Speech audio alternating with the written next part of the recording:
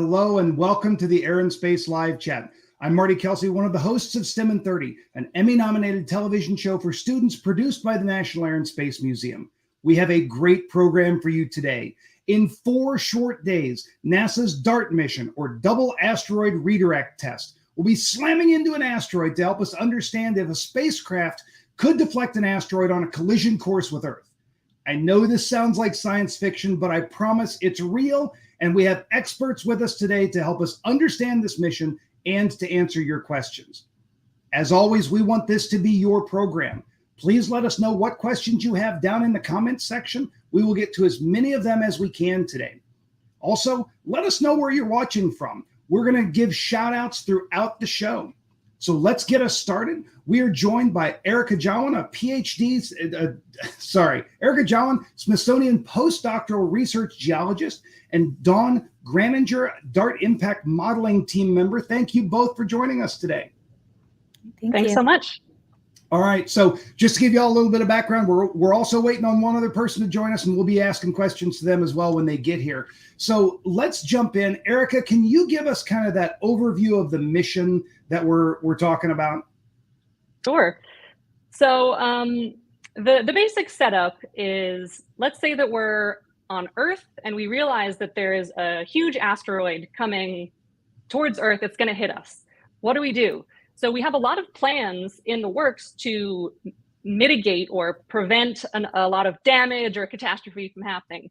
And one of those plans is to redirect the asteroid by impacting or crashing something into it and basically pushing it out of the way. But we don't want the first time we try that to be when there's an asteroid actually coming towards the Earth. It's good to practice before you have to do the real thing, right? So this mission, the Double Asteroid Redirection Test, is just what the name says. It's testing that process of redirecting an asteroid. So that's the basic setup. The mission is comprised of a spacecraft that's flying to what's called a binary asteroid system.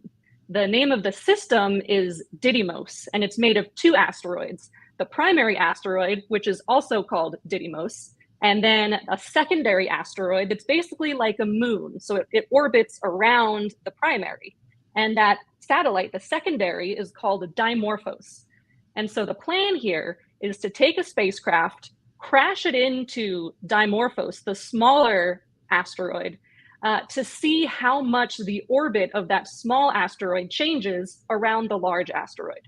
And this is basically a controlled experiment where we can practice this redirection by what we call a kinetic impact. Just means crashing a spacecraft into an asteroid under controlled circumstances so that they can see exactly how much the asteroid changes in its orbit. So that then, if it ever happens where there's a real hazardous asteroid actually coming towards Earth, we can better plan for it and redirect safely that asteroid away from Earth. So that's the basic setup for the mission. Dawn, can you tell us a little bit about what that impact is going to be like? Sure. So when the spacecraft it impacts into Dimorphos, it's going to crash into it, and it's going to form a large crater. And so it's just excavating a sort of bowl-shaped area on Dimorphos. But also, we have these long wings on the DART spacecraft, which is going to actually form probably an elongated crater shape as well. And so it's going to be rather violent, and it's going to produce a ton of ejecta that comes out of the surface. And it's that ejecta that's going to help additionally push Dimorphos and change its orbit as well, and contribute to that momentum enhancement that we discussed. How much are we thinking that this is actually going to change the course of this asteroid? It's a good question. So typically for the requirements, we have to reach about 73, change the orbit by 73 seconds, but we could change it rather significantly. Because we don't know much about Dimorphos, we don't know a lot of its material properties. The model suggests that we could change the orbit by up to 120, 130 seconds. And so things would be very measurable with observations. When you talk about seconds, what do we mean there? Seconds, when Dimorphos is going around Didymos, it has an orbital period. It goes around it about 12 hours. And so what we're going to do is actually change how quickly that Dimorphos goes around Didymos. So it'll actually just be changing that orbital period by 73 physical seconds, just what we think about. Cool. All right. Well, I want to remind everybody to submit your questions. We'll be getting a chance to get to as many of them as we can today. Also, let us know where you are watching from, and we will be giving shout outs. We're also now joined by another one of our guests. We've got Andy Rivkin, who is the DART investigation team lead. Andy, I imagine you've been a little busy this week. I have. I'm sorry I'm a little bit late. I was just, we had an investigation team meeting just that it went a little long. As you might imagine, we've got a lot going on. Thanks. I didn't hear what Dawn said, although I'm sure it's all 100% correct. So you just had a meeting. How are things looking? Still on course for 4 days from now? Yeah, things are going great. We are, we did the calculations. It's an easy calculation, right? We're a little under 103 hours. So the fact that we're down to hours after, thinking about this, in terms of years when we started, it's pretty crazy. And everything's on track. We, are doing the last maneuvers to make sure we're lined up. Those are all looking great. So we're good to go. Outstanding. So I've got a question. I'd love to hear all three of you. So Andy and Dawn work directly on the DART mission, and Erica works for the Smithsonian. How are each of you feeling as this is getting ready to impact and not only see the work that you've done, but be ready to look at the results? Andy, let's start with you. Yeah, it's funny. I mean, I've told the story before about how when it launched last November, I decided that, okay, I'm not going to hold the camera up and, my phone, and I'm going to let other professionals take the movies, and I'm just going to try to be in the moment. And my brother was there, and my brother, was taking the video with his camera, and he posted it later to social media, and you could just hear me laughing maniacally as the thing was taking off. So I don't know. Maybe I'll be laughing maniacally in a few days. It's hard to really fathom again that so many hours of work and so many over so many years and so many people and this great team. That all of this is coming together for this moment. And then after that moment, we get back to work and we go to the telescopes and we fire up our computers and try to make sense of what the impact did. Nice. Dawn, how about you? It's exciting. I feel really lucky to have been able to work on the mission for, a couple of years now. And, for the work that I do, my work starts really after impact. And so I've been able to really just enjoy, sitting in and listening to all the meetings about everything going on with the spacecraft. And it seems it feels a little surreal to me that it's happening so soon, when I feel like I've been talking about this, it'll happen eventually, and now that eventually is just a few days away. So very exciting. Erica, what about you? Well, it's interesting because I'm not an active member of the DART team, but I study asteroids. So I'm kind of just like a super fan of the DART mission. I study asteroids that are very similar to Didymos and Dimorphos, like near Earth asteroids. And so I'm really looking forward to the excitement factor and the impact and all the planetary defense side of the mission. But I'm also really interested in more of the nitty-gritty science about what happens on the asteroid after the impact happens, because this is, again, like a controlled experiment telling us about the asteroid properties and its surface. And so that's going to be directly relevant to my other research. So it's just a really exciting time to be in the asteroid sciences field. Awesome. Well, we've got questions coming in, but don't forget, submit them down in the comments section, as well as where you're watching from. We'll be giving shout outs throughout the show. One of the questions that we've had come in is about the scientific instruments. Does this spacecraft have instruments like the Mars rover? There is one instrument on board. It's a camera called Draco, which is a cousin of the camera that's on board the New Horizons spacecraft, which went to Pluto. And I guess a second cousin. I don't know how that would work. Maybe a nephew of the one on New Horizons and a first cousin of the one on board the Lucy spacecraft. So that's the only instrument we have. The camera takes images. It takes images every second. It sends them down. It's either on or off, and right now it's on. And those images also go to the smart nav autonomous navigation built here at APL, which is going to steer us in. There's also a CubeSat, which probably was mentioned before I got on. The Italian space agency built. It's about the size of a cereal box, and it also has two cameras, which are named Luke and Leia. You can tell that they're Star Wars fans in Italy too, and those will be taking images of the DART impact and kind of the debris cloud. So it doesn't have the same kinds of instruments as a Mars rover does, except the cameras. But yeah. Cool. What can we expect on Impact Day?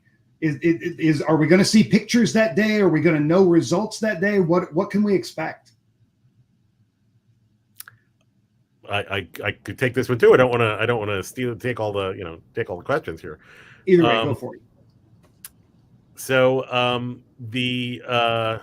we will be seeing images all the way down until DART can no longer take images, and those will be shown on the NASA TV feed, and so people will see them live if they're coming into that watching that feed.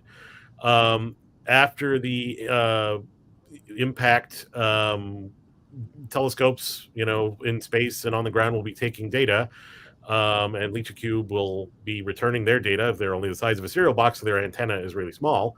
The exact details will of when we get things will depend, but we certainly imagine that there will be some sort of release later that night or so with some of those last images that the public will be able to see.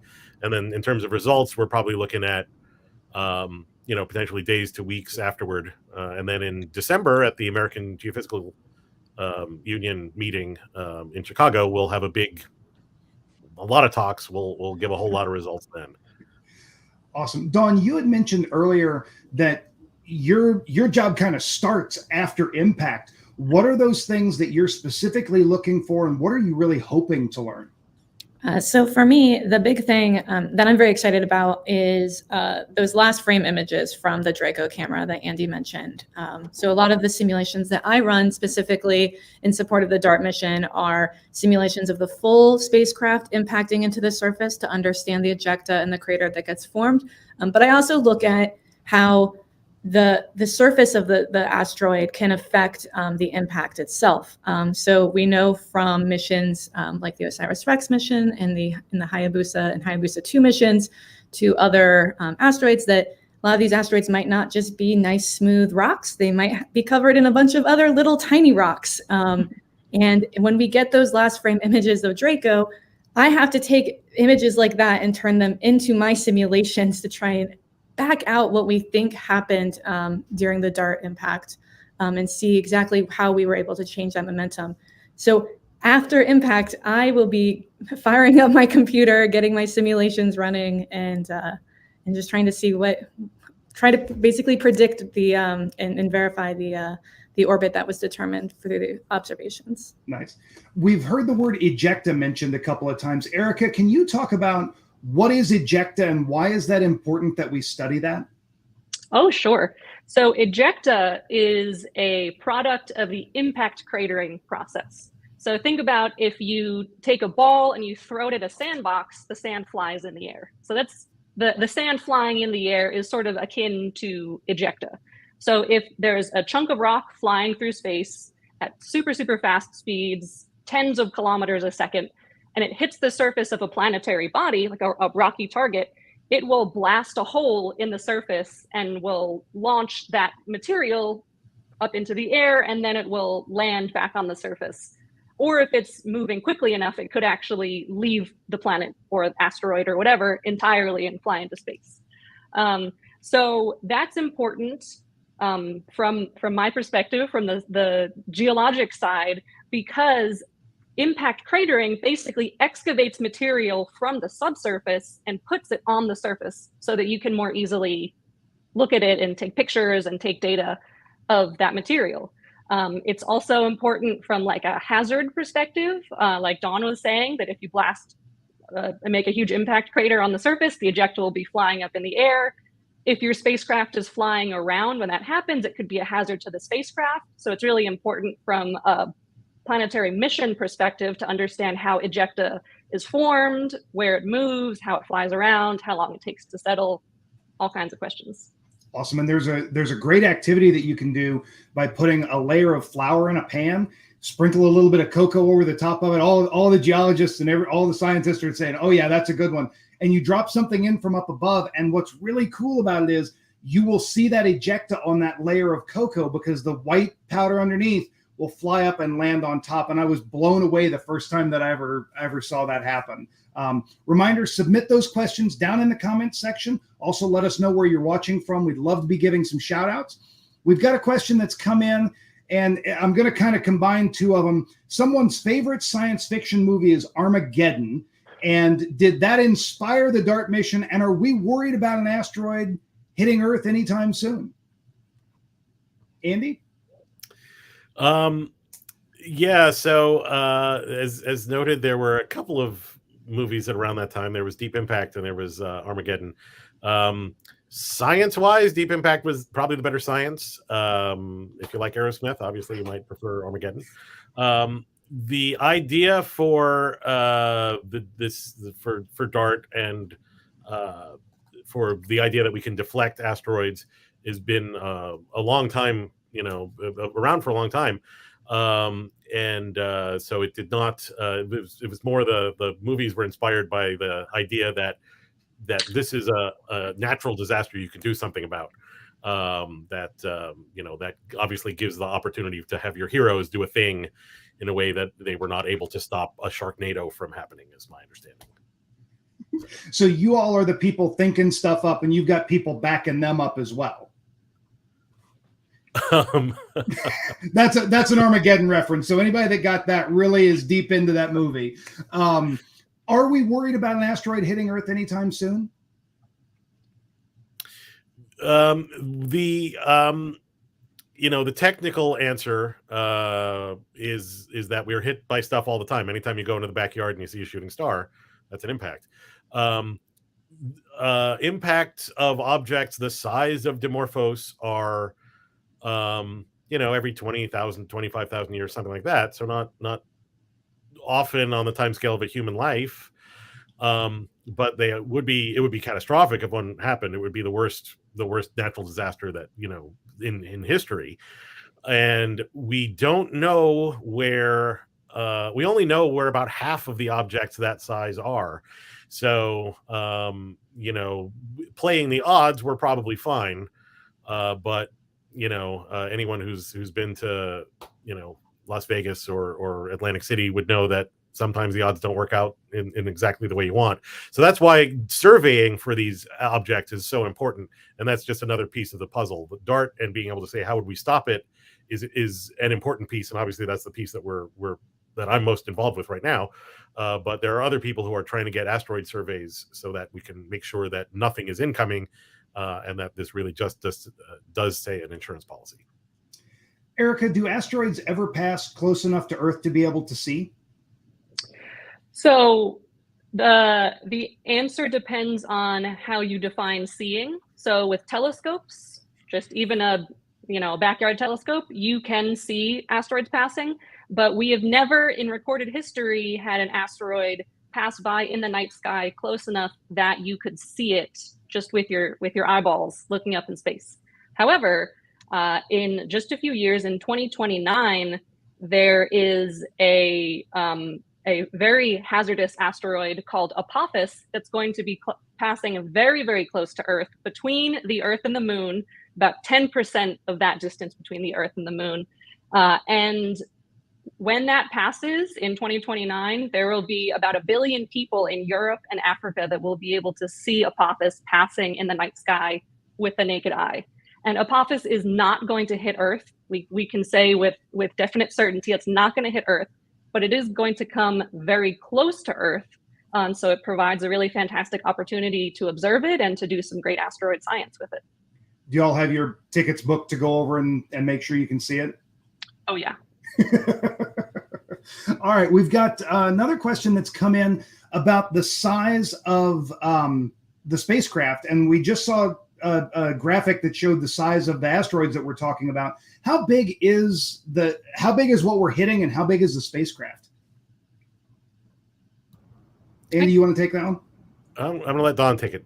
Sure. Okay. So the DART spacecraft, as we can see on the slide here, is about 19 meters. So the easiest way that I think about that is, it's a little bit bigger than like a standard size school bus. But what's really interesting about the DART spacecraft is that it has very long wings. The bulk of it is actually its solar panel wings, whereas the sort of central, bus of the spacecraft is only about the size of like a refrigerator or so. And so it's pretty big size, but actually not super, I want to say it's too huge. And it's going to be impacting into Dimorphos, and Dimorphos is we think about 160 meters in size. And so 160 meters is, I think, I do struggle with my converting to sort of standard units, not meters. And so I don't know, Andy, if you know a good size comparison for 160 meters. It's going to be a little shorter than 2 football fields, right? That's what I was thinking. Yeah, we usually have been thinking of it like one of the pyramids of Egypt, or like a stadium, like a sports stadium about that size. Wow. And to put that into perspective, we're talking about hitting something the size of Nationals Park with a refrigerator-sized spacecraft that is how many miles away? How many miles away from us? Yeah. It's about 7 million. It's going to be about 7 million miles away when we when DART hits, and it's going to be coming in at 14,000 miles an hour, something like that. And I was playing around with the numbers, so I think these are right because I only did them last night. It's like if you scale down the sizes, it's like shooting a basket from 1.5 miles away. Like it coasts for the last 2 minutes, and wow. We're trying to hit this thing that's so just from the last 2 minute coasting, it's yeah. That's absolutely amazing. And if you want to learn more about how to hit a moving target like that, the STEM in 30 team actually a few years ago filmed with Robert Griffin III and talked about hitting a moving object and relating that to how we launched to the moon, which is kind of the same concept that we have here. We've got Charlottesville, Virginia tuning in, as well as Liberty, Missouri. Thank you all so much for watching. We've got a few minutes left. Put those comments down in the comment section, the questions down in the comment section.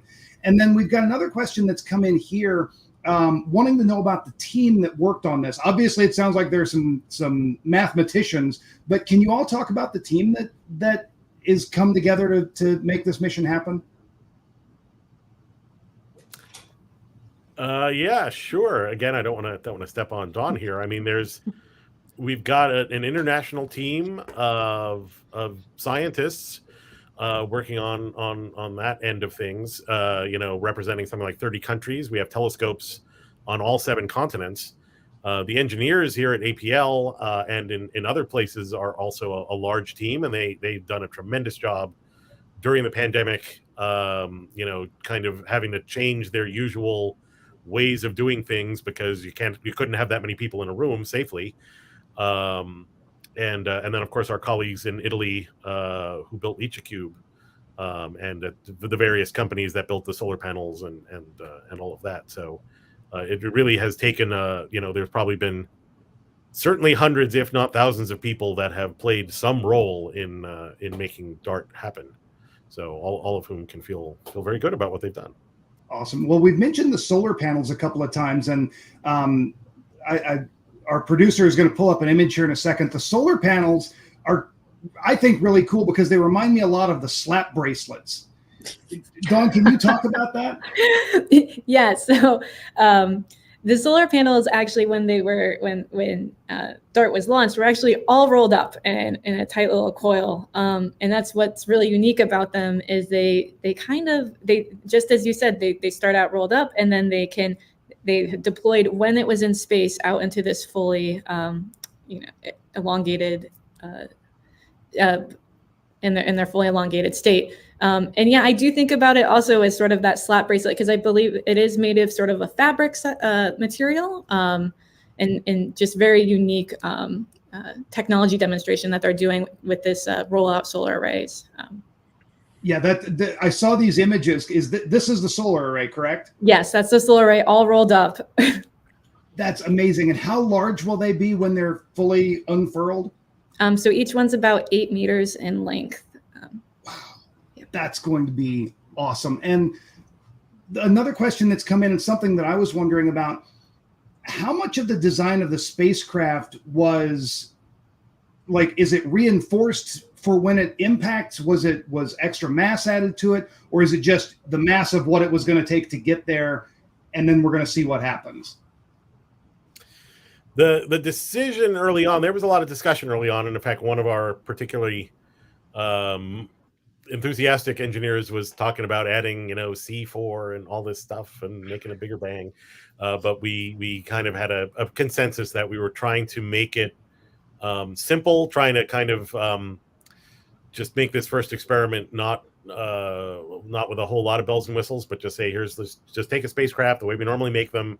They're the technology additions, the technology demonstrations, but the spacecraft itself is pretty much just what it takes to get there. We didn't have to worry about things. Normally you worry about trying to cut your mass to save as much mass as possible for various reasons. We didn't have to do that, but it's just a pretty much standard what we would do kind of spacecraft. Awesome. So it sounds like y'all have a busy weekend and a busy week coming up. Let's go around the horn and just kind of reinforce, what are you most excited about seeing on this mission? Erica, let's start with you. So I'm most excited to see what happens to Dimorphos, to the surface, after the impact, because there's so many questions about how these binary asteroid systems form that are pretty unconstrained right now. And so we're hoping that these results from the DART mission can help us to nail down how these satellites can form from these asteroids.